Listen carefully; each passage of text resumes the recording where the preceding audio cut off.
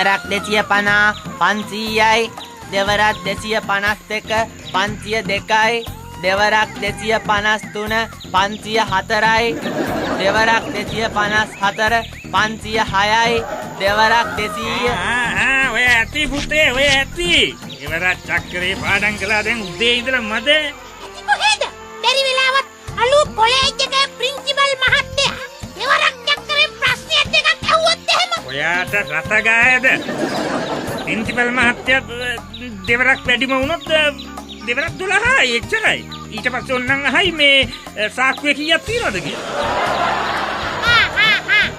දැන් ලේස්ට් යම්මගේ පුතේ අලුත් කොලෙජ් එකට යන්න වෙලාව හරිනවේ ඔය මේ කොහෙත් ඔය දත් ගහලා එහෙම මැදගත්තොත් හොඳයි මේ මොනවද මේ පොත් බෑග් එක මේ උණු වතුර බෝතලේ මේ ඇල් වතුර බෝතලේ මේ උදේට කෑම පෙට්ටිය මේක දවල් කෑම පෙට්ටිය මෙන්න අමතර ඇඳුමක් තියෙනවා ටවල් එක මෙන්න පුතේ ක්‍රිකට් බැට් එක මේක හොකී පොල්ල මෙන්න මේක ෆුට්බෝලේ අම්මේ මම ඉස්කෝලේ යන්නේ ඉගෙන ගන්න මේ ටික අරන් යන්න වෙන විල් බෑරක් එකක් එපා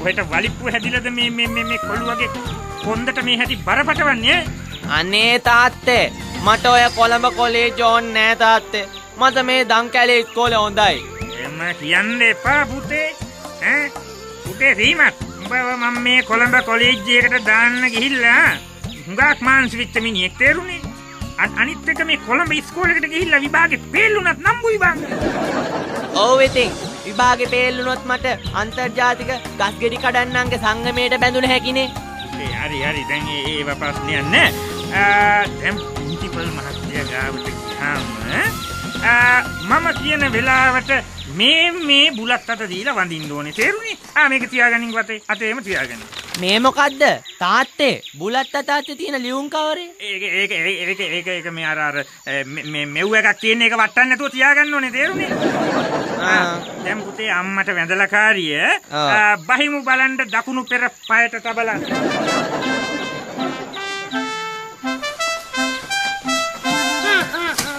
නැගිටින් මගේ පුතේ මට 33 කෝටියක් දෙයියන්ගේ පිහිටයි හොඳේ අලුත් ඉස්කෝලේට ඇතුල් කරගන්නම ලැබෙයි මගේ පුතේ රත්තරන් පුතා බය වෙන්න දෙයක් නෑ අම්මේ බුලත් තුරුල්ලස්සේ අර මෙව් එක තියෙනවනේ මේ මගේ පුතේ මේ මතක හැටිව ඊය ගමන් ක්‍රිකට් කණ්ඩායමටයි අර ෆුට්බෝල් කණ්ඩායමටයි පීනුම් තටාකටයි තව මොකද්ද මේ මතක් කරගත්තේ සාහිත්‍ය සංගමයටයි බාලදක්ෂර පොතක කණ්ඩායම ඒකට කොහොම හරි බැඳෙන්න ඕන මගේ රත්තරන් පුතා හොඳේ අම්මේ ඒකම අර විශ්වවිද්‍යාලේ කතිකාචාර්යවරුන්ගේ සංගමයටත් බැඳෙන්න දැම්මේ ඔව් වෙලාව තිබ්බත් ඒකට පොඩ්ඩක් ගිහින් බලන්න ඕන හොඳේ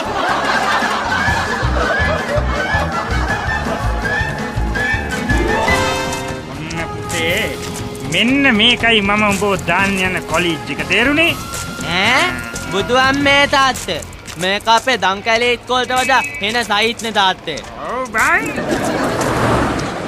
බව මේ කොලෙජ් එකට දාන්න මම වෙන ගානක් යට කරලා තියන්නේ ලේසි පාසු දෙයක් එහෙම නෙමෙයි තේරුණේ ඉතින් තාත්තේ එන ගානක් යට කොල්ලා මාව මේ ඉස්කෝලේට දානවට වැඩිය හොඳ නැද්ද පැටව ගන්න ඕන්න මෙන්න ඉන්න මීවැත්තියෝ දෙතුන් දෙනෙක් අරන් දාගත්තා නම් එන ගානක් අම්මු කළෑගෙන තාත්තේ අම්මා පව් පුතේ මේ කල්පනා කොලේක කිව්වහම තව අවුරුදු 10කට විතර පස්සේ මට 100ට එන්න ඕන එකක් නේ උඹට මේ දැන් 100ට ආවේ මේ බයිටින් මගේ පුතානේ මේ තාත්තේ මං කිව්ව කතාව හරිනේ තාත්තේ හරියට හරි පුතේ හරියට හරි එළම මට තූංගන්යක් ඕන තූංගන් දැන් ඒව ඔන්න මේ අලුත් කොලීජියට බාර දෙන අවස්ථාවේ ඒව අවශ්‍ය නැහැ තේරුණේ තූංගන් ජහජරා නෑ මන් දන්නවා තාත්තේ අලුත් ඉස්කෝලේට ගිය ගමන් ළඟම ඉන්න කොල්ලට තූංගන් වලින් වැඩක් දෙන්න ඇති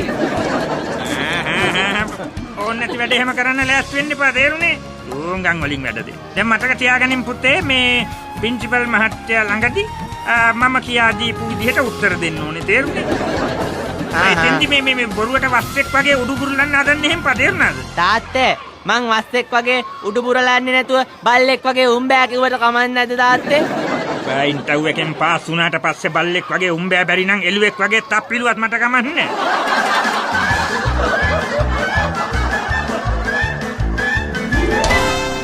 ඔයා ඉන්ටර්වයුව එකට ඇවිත් ඉන්න අය එන්න.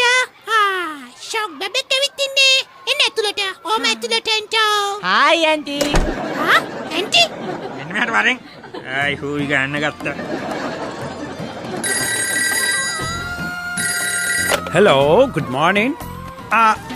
ළමයා දාගන්න ප්‍රශ්නේ නේද? ඔව්. ඩොනේෂන් එකක් දෙන්න වෙනවා. දෙන්න වෙනවා. මට නෙමේ විද්‍යාලයේ දිනුවට දෙන්නේ ඒක. යොදවන්න වෙන්නේ ඒකට. මම කන්නේ නෑ ඩොනේෂන් එක අරගෙන මම රජෙන් වැටුපක් ගෙවනවනේ මට. මම ඒකෙන් ලුණු කැඳ ටිකක් හරි බොන්නේ. දෙනවා නම් මේ කොලෙජ් එකට දෙන්න. ඩොනේෂන් එකක් දෙන්න වෙනවා. ඔව්. ඔය ගඩොල් 10ක සල්ලි බඳලා රිසිට් එක ගෙනත් දෙන්නකෝ. ප්‍රශ්න ඉවරයිනේ. පස්සේ වැඩි කතා කරමු. හරිනේ. එච්චරයි. අයියප්පා. හරි කතාවක් නේ. මේ මොකද ඔය ළමයි තාත්තා උතන ඉන්නේ ඈ? මොකද්ද? දන්නවද මට හොඳටම තරහා ගිහින් ඉන්නේ. දැන් ටෙලිෆෝන් කෝල් එකක් ඇවිල්ලා. මේ මොකද ඔය සමා වෙන්න ඕනේ සර්. අංකල් මේ ඔය කර කල්දි සර් කියපන්. අංකල් මේ වැරදුනා සර්. ඔය අපි මෙතනට එනකොටම ආපු ටෙලිෆෝන් කෝල් එක සෙට් කරලා දීපු ගේමක් නේද සර්? මොකද්ද ඒ අක්ෂපැටිය කිව්වේ? කොහොමද ඒක එයා දැනගත්තේ? නෑ මේ වැරදුනා මට. මේ කොහොමද එහෙම කියන්නේ ළමයා? අනේ මේ සමාවෙන්න සර්. අර අපි වගේ නෙමෙයිනේ දැන් ඉන්න කොල්ලන්ට මොලේ ඩිංගිත්තක් තියෙනවනේ. මොලේ වැඩි මුන්ට. මේකෙන් කමක් නෑ. දැන් මොකටද ඔය ඉන්ටර්විව් එකට දාවේ?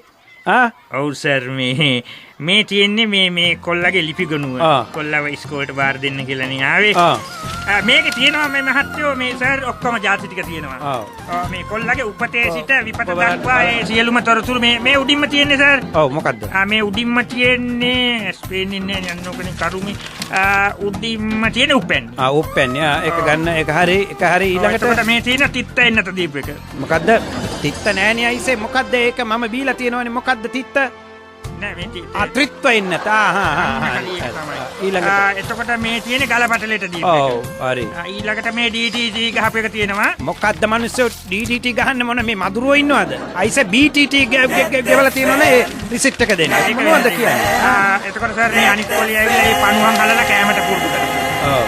එතකොට මේ තියෙන්නේ ඉඳුල් කටට ගහපු දවසේ මූ තිබ්බ රෙකෝඩ් එක. ඒ මොකද්ද ඒක? ඇයි සර් මේකයි දා ඉන්දියාප්ප 63ක් කෑවනේ ඒක හුස්මට. මොනවද අයිසේ ඔය මොනවද ඔය කියවන්නේ? ඕවා මට වැඩක් නෑ. ගන්න මේ අනිත් ડોකියුමන්ට්ස් මෙයාට ගන්න. මොනවා එහෙම කියන්න එපා සර්. තනිකර නම්බර එකේ හාල් පිට ඉන්දියාප්ප.